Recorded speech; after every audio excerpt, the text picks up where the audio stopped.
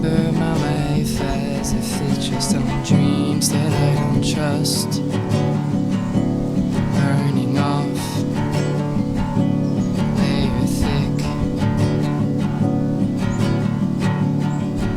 a cargo that I hold, wounds and love unresolved. I wake up with the sun in my eyes, the present moment tries, but now I'm back where I was when I was 20, crashing through so loud, alone and mumbling, one moment thinking oh wise, and in the next one I ride, trying to remind myself of something learned, then forgotten, countless sunrises burying the things I figured out the day before, like that one probably won't find shelter in the arms of any other person, though I will try. Again I'll deny the blanketing sky, the thing I just realized for probably the millionth time, that walking with my knees trembling is the true state of all things.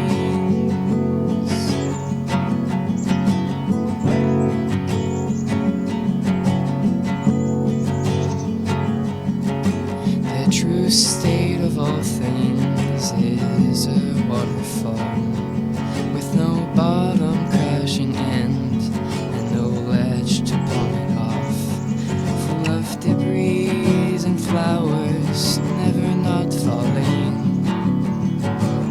And in it we swim and fall,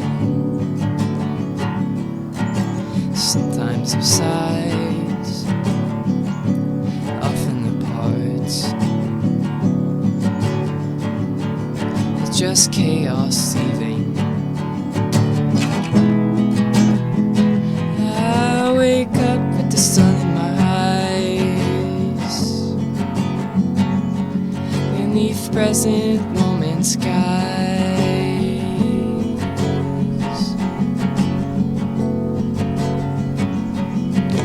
squinting and wondering how I got here, going through the contents of my backpack, shaking out the dust to bring some empty space back, filling the long merch table with artifacts, looking back to see if I could draw a map that leads to now. I remember where I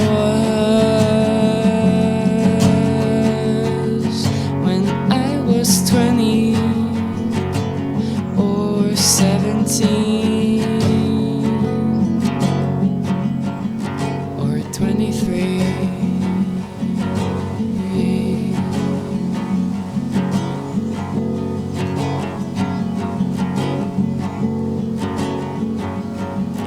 The resting sun would still rise every morning, same as now. Tone was loud. I took my breakfast to the couch of the porch of the punk house. Coffee and low tide smell, and my life stretching out, spending hours each morning reading poems and staring off, and then snapping back to urgency. I did my dishes, and then I would sprint to the studio again, spend all day and night digging in, distorted bass place tape, singing lines snowing, and I work for you in my room about my friend. I check the microphones, I'll not come like once a week. I will drive out to the ocean and not tell anybody. I watch Crouching Tiger, Hidden Dragon in Dollar Theatre in Aberdeen.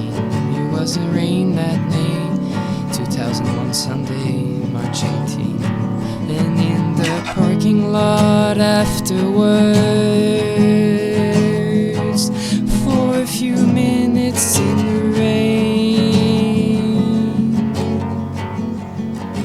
I stood glowing with idea of what I might try to convey with this music. At that moment, my mind flashing like a blade. 22-year-old flip-flop running around in an empty mall parking lot, lost in martial art fantasy. It looks ridiculous now, but the truth is that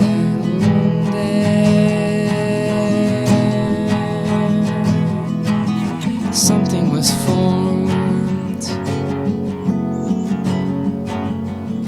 The way they held themselves upright with the opening scene. A warm formality, spine straight and feet planet wide. Untippable, like the bamboos undulating hills. Walking slowly, making eye contact and gliding. The sound of empty wind when this wolf always lets in the bamboo. With the purity of heart that transcends gravity. Leaping off the mountain into ambiguity. Falling slow as the end credits roll.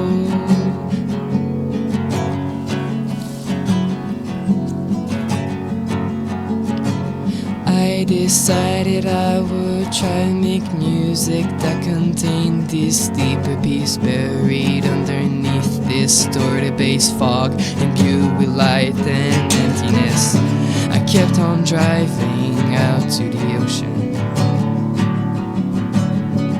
It was raining so hard, I was wet, caked with sand. I watched the Dean migrate slowly.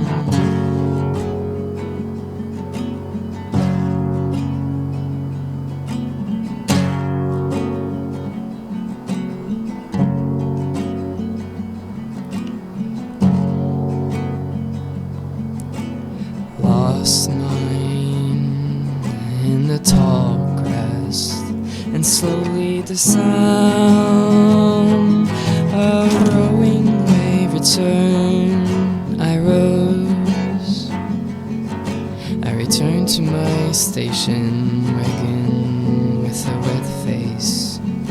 Extravagant solitude invigorates.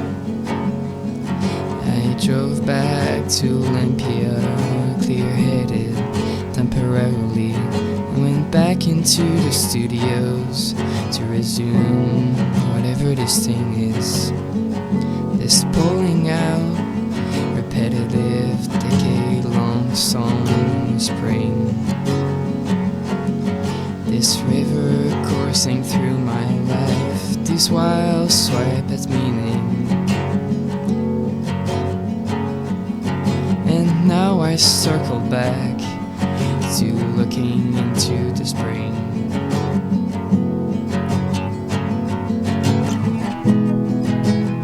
When I was 17, it was 1995.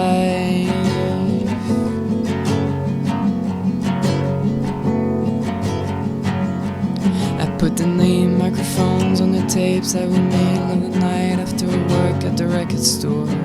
I was already by then a couple years deep into this weird pursuit, playing drums, copying lyrics out to hang them in my room until I started making my own embarrassing early tries at this thing that sings at night above the house branches in the wind, bending wordlessly.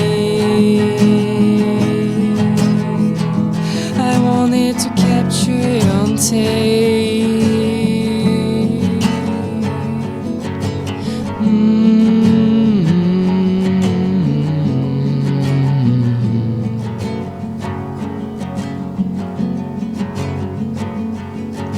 At first I called my recording a different name. I call it the microphones on the third cassette I made, 'cause I love recording and the equipment seemed to be living and sang to me like static interference from a small AM radio station down the street, lighting and a cornice in the midnights, all the tankers rumbling. I stay late recording every night. Then I drove back to my parents' house. My headlights through the trees along her lake road, winding down the dark slope beneath Mount Theory. I was already who I am,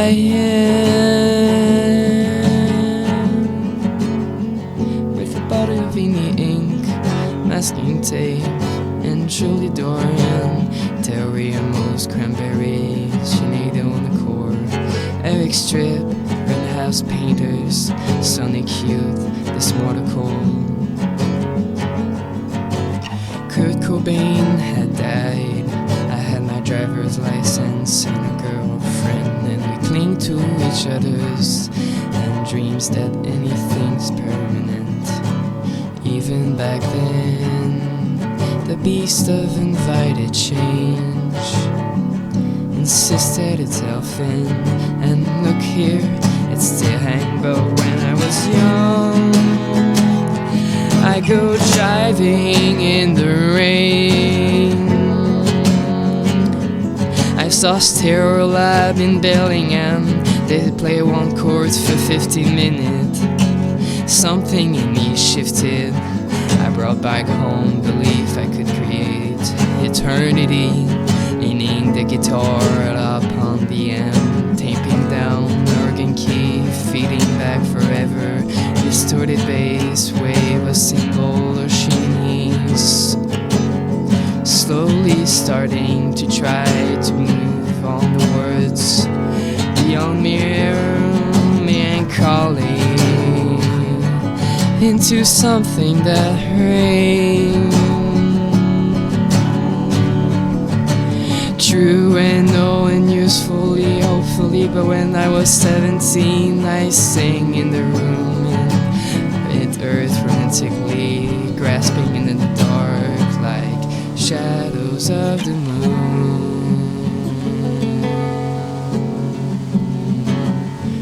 On the back of the car seat where she sat warm. It's not that bad, but I know I wanted to go deeper beneath pain,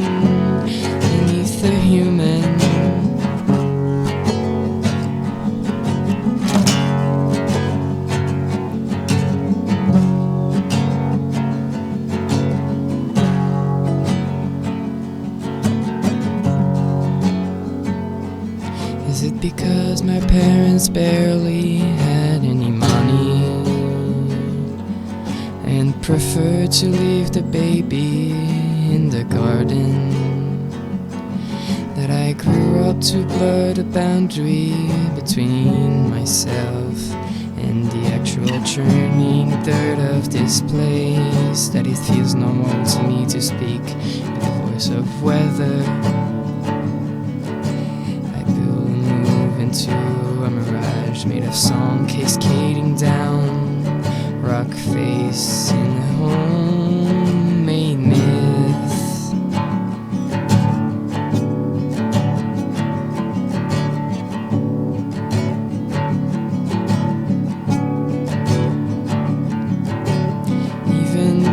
Into the myth when I was 12 or 13, a family trick we hiked down a steep bluff to an ocean beach in the whipping rain. My little brother's clothes got wet from playing in the winter waves. My parents made a fire with smoky driftwood, and we take his clothes off and held him naked above the flame, smoking like smoke on salt on the drive home. Surely this experience explains something about whoever it was that sang all these songs. When you're younger, single thing vibrates with significance, gazing at the detail than the artwork of a 7-inch, devouring every word in a scene that was barely internet. Meaning gets a trip tie wherever appetite bestows the thing, with resonating, glorying, ringing out through a life. And what from this time to where I carry with me still the things I survive, return repeatedly, and I find again that I am a newborn every time.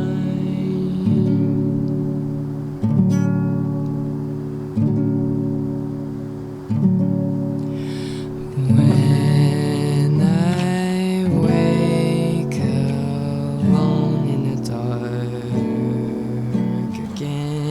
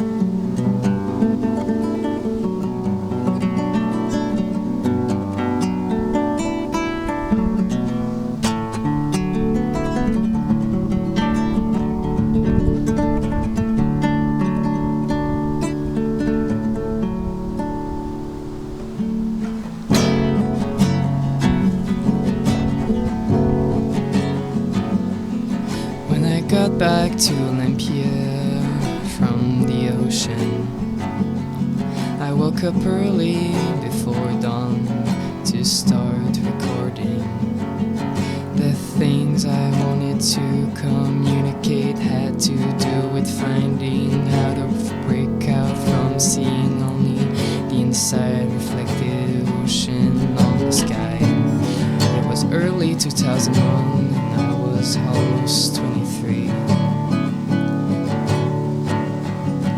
I'd finished the book part 2 and I was either always on tour or setting up a tour. Always running, voracious and thirsty. I'd go out to the lake with friends, swim out to the middle and dive as far as I could down to where the water is cold. With open eyes, we held go up on the roof at night and actually contemplate the moon. My friends and I tried to blow each other's mind just by laying there gazing, young and ridiculous, and we meant it, our eyes watering. The moon without abstraction then became a floating ball of rock in outer space, not a sticker or a lag or a hole through black paper. We were making food and records and painting and walking around beneath the real infinity. I felt my size, that brief dissipating shock of looking into outer space and seeing just for a second the bottomless distance pressed against my face. My little mind trying to write it down, zooming out, a faint yellow lost in a thunderstorm. Sufficiently small, thinking on the geological scale, making voice of mountain, reaching beyond my old concern. And when I was 17 in 1995, all the layers of life painting my flashing eyes, simultaneously. In any moment we could die,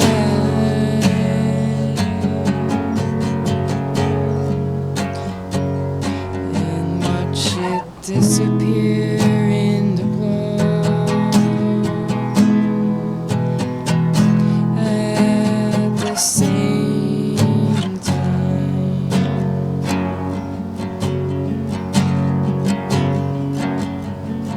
The weather moves across the land and doesn't have a reason. It's rippling uncertainty beneath our bones still.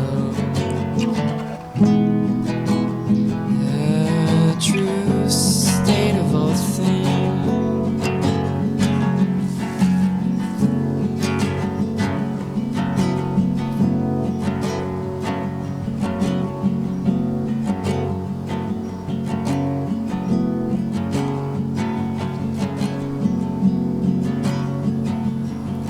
It was at the truck stop in northern Italy. I was on tour playing drums and always wandering off alone, squinting into the setting sun. My notebook filling, I was touring, living on an eternally plain thing, but set apart from this life where people wake and work and don't self-recruit each day. Instead we pass through the town like criminals, but so glad to be included in this rare world, this moving cult of groundlessness, roomless, moving awake. Across that parking lot, recognition of the same, another touring American band, Bonnie Prince Billy, all dressed in matching tracksuit and sunglasses, grizzly and silly. A kind of Italian tour costume blending in, but not really. And there's this sweet person I liberates me with permeability. I thought, who is even one that's singing, who comes to life between the ears of the hearers in the rooms at night? And how can all affect it deep? The packaging distracts from the nourishment. It wraps fixation on the singers, on the band's lane, keeping us groveling and blind at the edge of a sea, unsubmerged in the singing waterfall, looking for a door into dimension, thinking this weird art project out into public, indulging in cultivated ambiguity about participant identities, letting the subception hang because nothing's really true with this imagined collective called the microphones. I wrote about climbing up and dying and flying off as I vultures, and the universe beyond, innocent of the real hair death that's awaited down the path. At the very end of 2002, I took the microphone names and I crumpled it up, and burning in a cave in the frozen edge of nothing Norway, I made a boundary between the two eras of my life, a feeble gesture at making chaos seems organized. The rowing river cars all laughing at my efforts. Well, the ideas of something called Mount Airy involve me. Time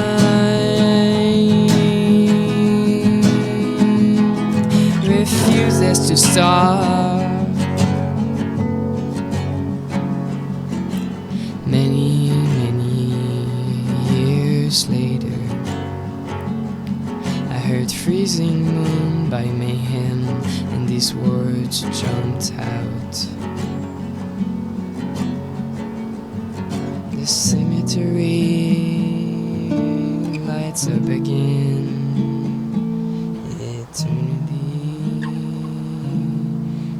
open, and I say nothing stays the same, no one knows anything. Someone else lives in the house I used to live in, and soon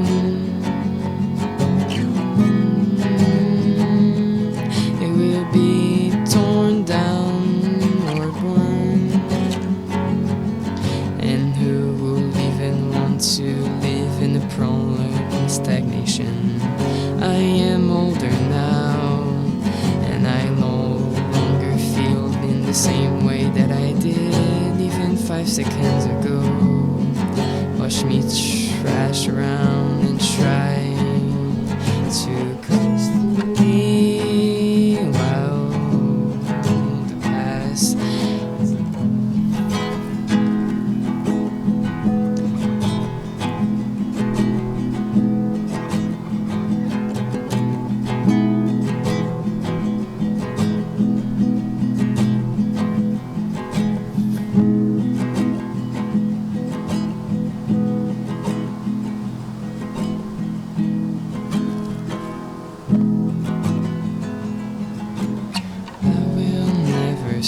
stop singing this song.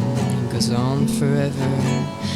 I started when I was a kid, and I still want to hold it lightly. This luxurious privilege to sit around frowning and wondering what it means playing with words.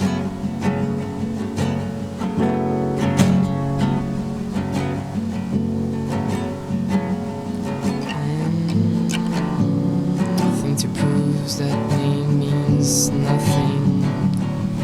A finger pointed at the moon, mistaken for something shining and true.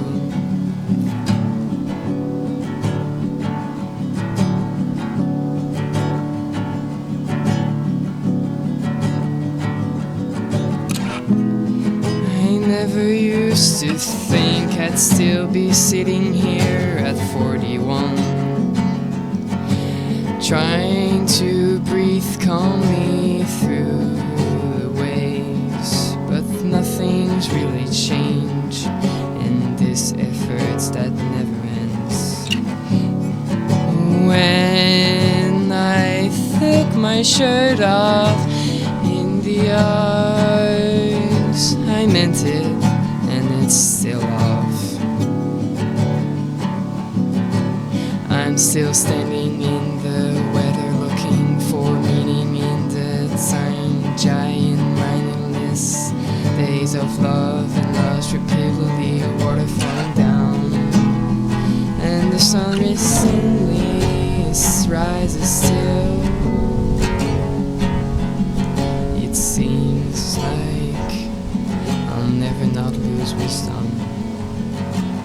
Constantly we're learning all the basic, never recognizing any faces, crawling out from under living layers, squinting in the light of her bathing, shaking off the weight of expectation. Plus all this nostalgia is embarrassing. So I walk into another room without a name. So what if I label this song microphones in 2020? I hope the absurdity that permeates everything joyfully rushes out and floods the room like water from the ceiling, undermining all of our delicate stabilities, admitting that each moment is a new collapsing building. Nothing is true, but this trembling, laughing at the wind,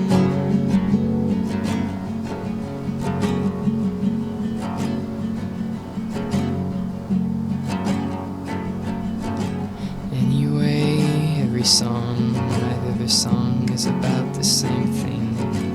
Standing on the ground, looking around, basically. And if they have to be words, they could just be